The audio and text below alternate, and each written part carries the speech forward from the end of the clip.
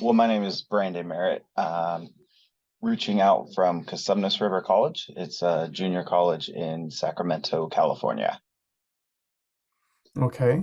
And how large of a school is that? We have about, I think, like 20,000, 30,000 students. Not a ton. We're a smaller program. Well, it's still decent size. Uh, D2? No, we're the California Community College, so we're its own Okay.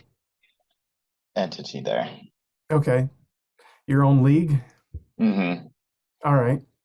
Well, tell us about your current setup for video production, if you don't mind. Okay.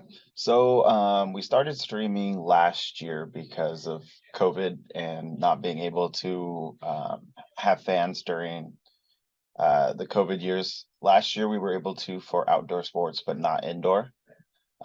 So we started with a little Mevo camera and just pushing that out to YouTube.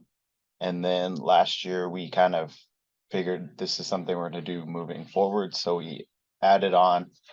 We used your guys' Cloverfield, the parabolic microphones.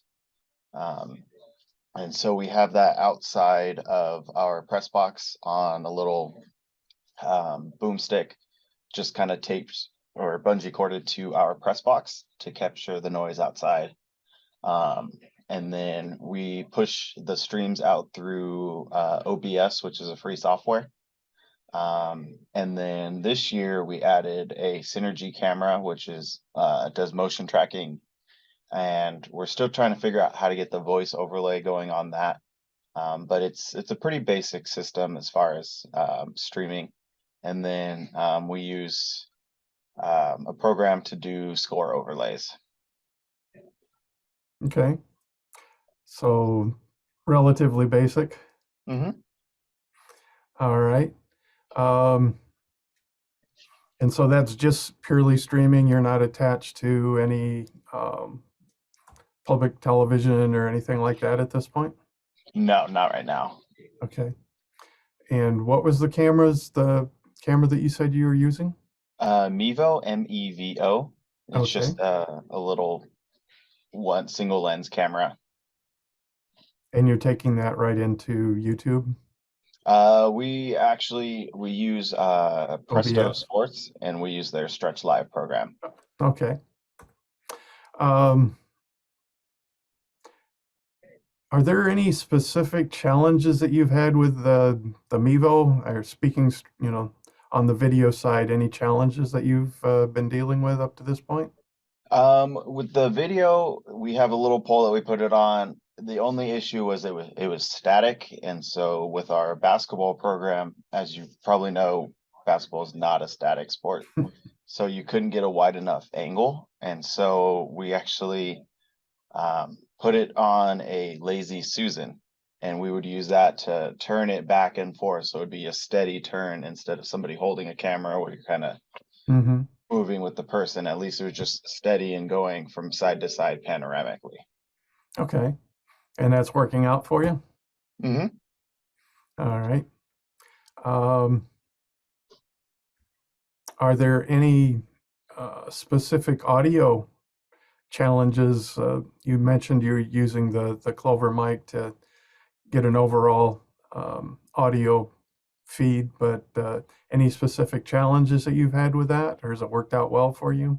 No, the Cloverfield mic has actually worked out perfectly. The problem that we had with the Mevo camera was when you were using it, you had to be completely silent in the press box because it picked up every sound. So you had to be completely silent in the press box, and then you'd hear the beep beep beep from the scoreboard.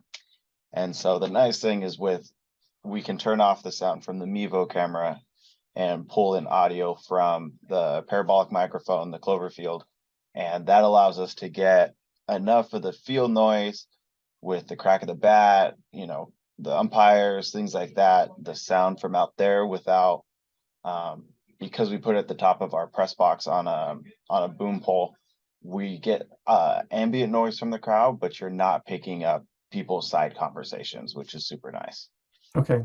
So you're getting a pretty natural balance with just the one microphone. Hmm.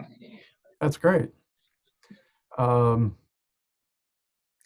as you move to indoor sports, I believe you said you were moving to indoor sports. Do you have plans for that transition, or how do you what do you have in mind for that? So right now, we did buy a Synergy camera. It's a sport motion camera, and it actually will track. I think it's like 2 or 3 cameras, and it automatically tracks the movement of the ball. So it does have built-in microphone in there. So that's what we've been using um, for our volleyball season this year. Just because we don't have, I'm really the only one that's doing our setup, and I'm also an assistant volleyball coach, so it's kind of hard to do both and worry about all the production. Um, so that's what we've been using as far as our sound for indoor. And that's been working for you? As far as I know. Okay. Um, are there any weaknesses that you're focusing on? Anything that, as you look down the road, these are the things that we want to concentrate on and try to improve? Yeah, so we right now it's just finding student help, people that can help run the productions. We do play by play, and so we have to actually, with the Synergy camera, we found out that a USB microphone doesn't work plugged into the server. You have to get a mixer and all that. So we're actually in the market looking for some products there. But we've been able to kind of override that for now.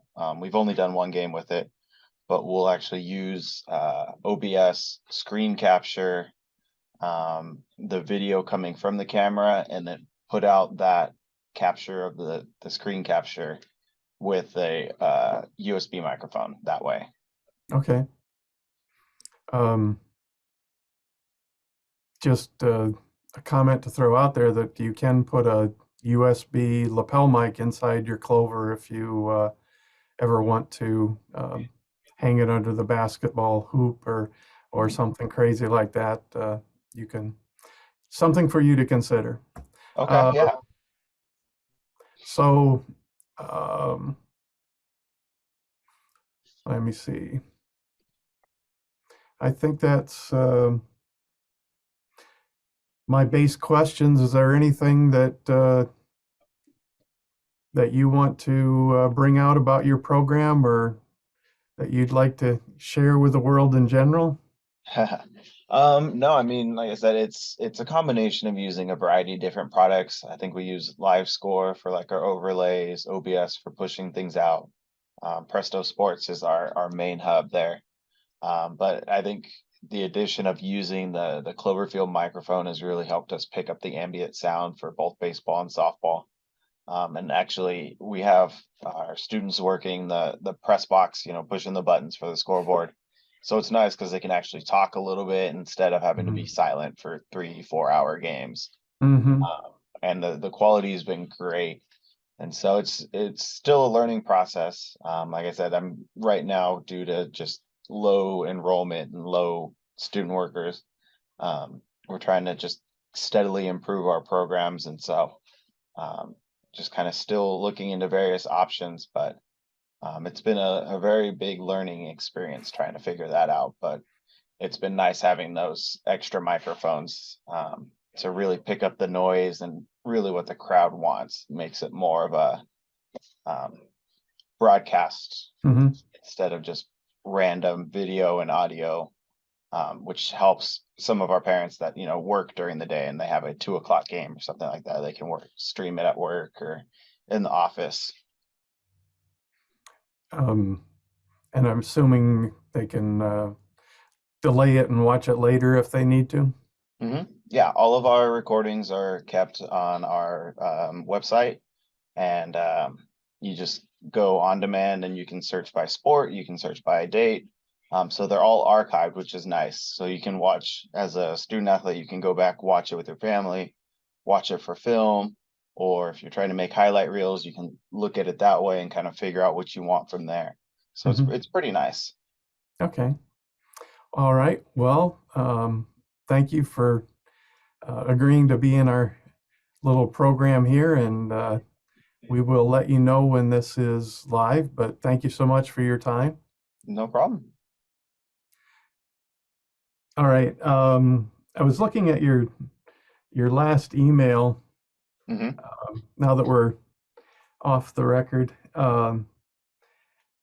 Speaking of volleyball and so forth, are you the sound that you're getting with your current setup? Are you getting the on-court sound? Are you getting mostly the cheering of the crowd? Are you getting the balance that you're looking for there, like you did with baseball?